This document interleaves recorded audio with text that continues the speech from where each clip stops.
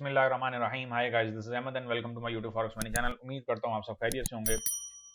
So guys, ये हमारा था यस्टरडे स्ट्रक्चर जीबीबी यूएसडी का, और उम्मीद करता हूँ कि जीबीबी यूएसडी में आप लोगों ने एक हैंडसम प्रॉफिट टेकिंग जो है वो ट्यूसडे को भी की होगी और वेडनेसडे को भी की होगी, क्योंकि मैं ये चीज़ पहले ही आपको कंफर्म कर चुका था कि इस पर एक बेरिश रेला जो है वो एक्सपेक्ट है।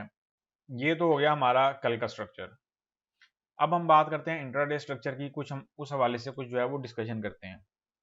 अब जो जीबीबी यूएसडी है, और ख़ास तौर पे जो यूएसडी की अगर हम बात करें तो यूएसडी जो है वो हल्का सा वीक होता दिखाई भी दे रहा है, लेकिन वो कुछ बहुत ज़्यादा देर के लिए शायद ना हो पाए, ऐसा एज्यूम किया जा रहा है।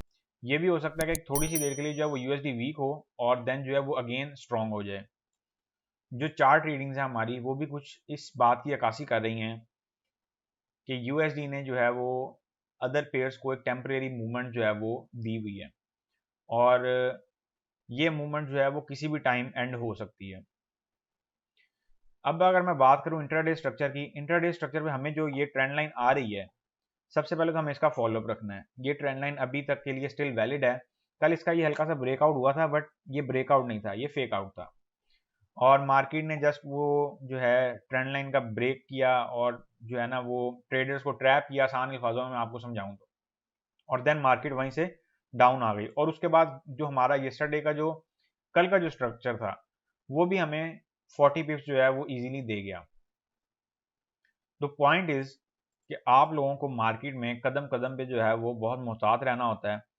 अब अगर हम बात करते हैं इंट्राडे स्ट्रक्चर की, तो इंट्राडे स्ट्रक्चर पे हमारे सामने जीबीबी यूएसडी कुछ एक न्यू रेजिस्टेंस एरिया जो है ना वो क्रिएट करता दिखाई दे रहा है, कुछ इस लेवल से। अब जीबीबी यूएसडी जो है वो कुछ इस लेवल पे जो है ना हमारा रुझान अगेन करवाना चाह रहा है, लेकिन मैं आप लोगों को सजेस्ट ये करूंगा कि आप लोग ट्रेंड लाइन को फॉलो करते हुए ही एंट्री लें, और ऐसी किसी भी एंट्री का ट्रैप ना हो कि लेट्स सपोज जैसे मार्केट ने एक ट्रेंड लाइन ब्रेक की तो आप फॉरन उसमें एंटर ना हुआ करें, उसका एक प्रॉपर टेस्ट होने दिया करें, देन आप जो है वो अपनी एंट्री जो है वो ओपन किया करें। इसके साथ साथ मैं आप लोगों को एक चीज़ और बताता चलूँ कि ट्रेंड लाइन में तो आप लोग देख ही चुके हैं, ये बिगिनर ट्रेडर्स के लिए है। ट्रेंड लाइन में तो आप लोग देख ही चुके हैं किस कदर पावर होती है, और ये जब मार्केट को एक तरफ फेंकती है, एक तरफ धकेलती है, तो भरपूर जो है वो कुव्वत के साथ धकेलती है। तो लिहाजा ट्रेंड लाइन को हमेशा ज़हन में रखा करें, जब ट्रेंड लाइन कहीं पे लग जाए तो उसको कतन जो है वो आपने ईजी नहीं लेना, आप उसको इग्नोर नहीं कर सकते, आसान अल्फाज में। इंट्राडे बेसिस पे अगर मैं बात करूं तो इंट्राडे बेसिस पे हमारे सामने बहुत ही क्लियर सा स्ट्रक्चर है, लेकिन इस स्ट्रक्चर से पहले आप लोग ये चीज़ लाजमी सुन लें कि आज पॉवल की टेस्टिफाइज का सेकंड डे है, और आज भी जो है मैं मूवमेंट जो है मार्केट में वॉलेटिलिटी जो है मूवमेंट जो है वो एक्सपेक्ट कर रहा हूँ, और अनसर्टेनिटी जो है वो किसी भी पॉइंट ऑफ जो है ना वो लेवल तक जा सकती है। तो लिहाजा आप लोगों ने अपना जो ट्रेलिंग स्टॉप है उसे भरपूर तरीके से यूज़ करना है। जो अपना ट्रेड का जो खास तौर पे मनी मैनेजमेंट है, जो अकाउंट का मनी मैनेजमेंट है, उस पर भरपूर तवज्जो दीजिएगा। और जो विदाउट एसएल होल्डर्स हैं उनको मैं सजेस्ट ये करूंगा कि वो भी अपने मनी मैनेजमेंट पे, अपनी ट्रेडिंग एक्टिविटी पे भरपूर कंसर्न करें, ताकि उनको जो लॉस रेशियो है वो कम से कम हो और वो कहीं पे जो है वो स्टक ना हो। ये हमारे पास इंट्राडे का स्ट्रक्चर है, और इंट्राडे बेसिस पे मैं सजेस्ट यही करूंगा कि आप near by trend line he entry लें तो बेटर है। नियर बाय ट्रेंड लाइन ही आप लोग एंट्री लें तो बेटर है। उसकी सबसे बड़ी वजह यह है कि मार्केट जो है वो हो सकता है फर्दर डाउन मूवमेंट से पहले जो ट्रेंड लाइन को ना एक दफ़ा अगेन जो है या एक दो दफ़ा रिटेस्ट करने का प्लान करे। और जैसा कि मैं आप लोगों को ऑलरेडी कह चुका हूँ कि मैं स्टिल पाउंड की जो है वो बियरिश की फेवर में हूँ, बुलिश में नहीं हूँ मैं, अगर मैं अपनी बात करूँ। ये एक मेरी स्टडी है, और मैं यही चाहूँगा कि आप लोग भी अपनी एक दफ़ा स्टडी लाजमी किया करें, अपनी एक दफ़ा रिसर्च लाजमी उजागर किया करें, ताकि आप लोगों को पता चले कि ऐसा मार्केट में क्यों कहा जा रहा है। और मैं स्टिल बियरिश में हूँ, और अनटिल अनलेस जब तक मुझे कोई क्लियर जो है वो ब्रेकआउट्स नहीं मिल जाते, तब तक मैं पाउंड की फंडामेंटली भी जो है ना वो बियरिश में ही हूँ मैं। जो फंडामेंटल्स हैं वो भी पाउंड को जो है ना जीबीबी यूएसडी को, खासतौर पर जीबीबी को, वो बियरिश की तरफ धकेलने की भरपूर कोशिश कर रहे हैं अगेंस्ट यूएसडी। अगरचे यूएसडी भी जो है कंटिन्यूसली इंटरेस्ट रेट बढ़ा रहा है, और जीबीबी भी इंटरेस्ट रेट जो है वो कंटिन्यूसली बढ़ा रहा है, और अभी फर्दर इन दोनों ने बढ़ाने की कमिटमेंट्स पहले ही कर दी हुई है, लेकिन दोनों चूंकि एक दूसरे के अगेंस्ट फुलफिल नहीं हो पा रहे, यही वजह है कि एक स्ट्रांग होता जा रहा है और दूसरा वीक होता जा रहा है।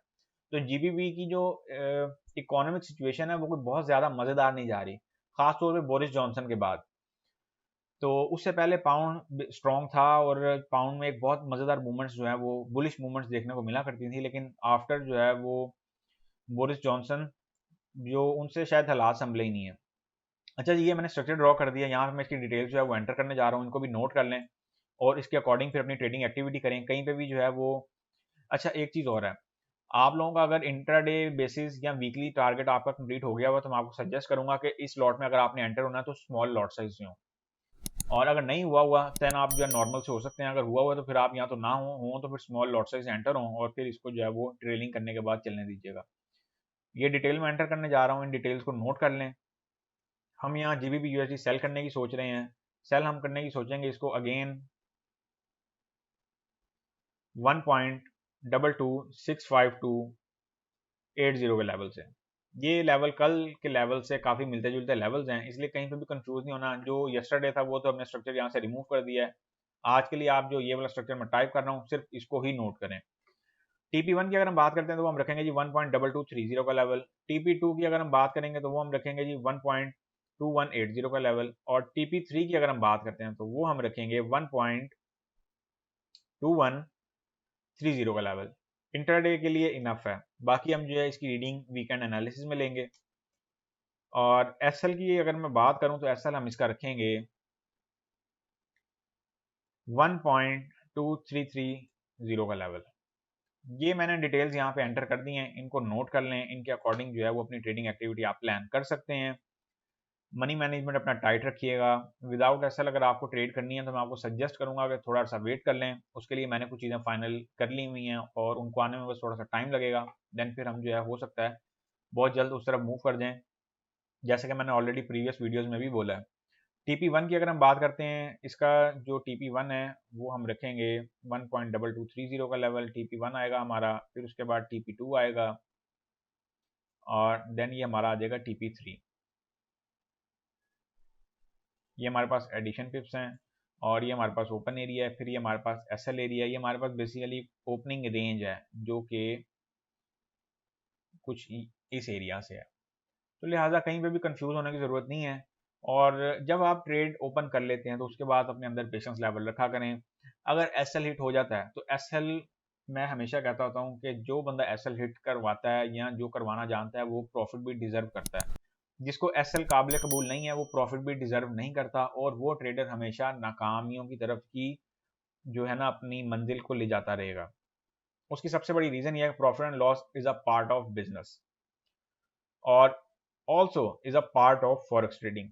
आपको प्रॉफिट होता है, लॉस होता है। अब आप ये देख सकते हैं कि कल का हमारा यूएसडी जेपीवाई का स्ट्रक्चर चला, वो बहुत बड़ा मतलब एक मज़ेदार जो है वो टिप्स देने वाला स्ट्रक्चर था, और उसके बाद हमारा जीबीबी यूएसडी ने जो है हमें बहुत प्रॉफिट टेकिंग उस पर टाइम पे दे दी। तो यही चीज़ें होती हैं, हमने प्रॉफिट की जो टिप्स हैं वो कलेक्ट करनी होती है मार्केट से। सो गाइज, ये थे हमारे intraday analysis GBP USD 1 hour chart. उम्मीद करता हूँ कि आपको बहुत बेहतर तरीके से समझा पाया हूँ। मैं पाउंड में बियरिश हूँ और स्टिल बियरिश ही रहूँगा। जब मैं पाउंड में बुलिश में आऊँगा तो आपको मैं बता दूंगा। अनटिल अनलेस मैं अभी इसकी बियरिश मूवमेंट की फेवर में ही हूँ और उस तरफ ही मेरी तवज्जो है। अगर ये कोई एक्सेलेरेट करवाता है करवा दे, ब्रेकआउट करता है तो ब्रेकआउट करे तो सही पहले, और देन फिर ये है कि हमें कोई एक जो है स्ट्रक्चर दे, देन फिर हम इसकी बुलिश मूवमेंट की तरफ सोचेंगे। Until unless we are still in the bearish side. So guys, अब हम मिलेंगे नेक्स्ट वीडियो में, तब तक के लिए अपना ख्याल रखें, दुआ में याद रखें। अल्लाह हाफिज।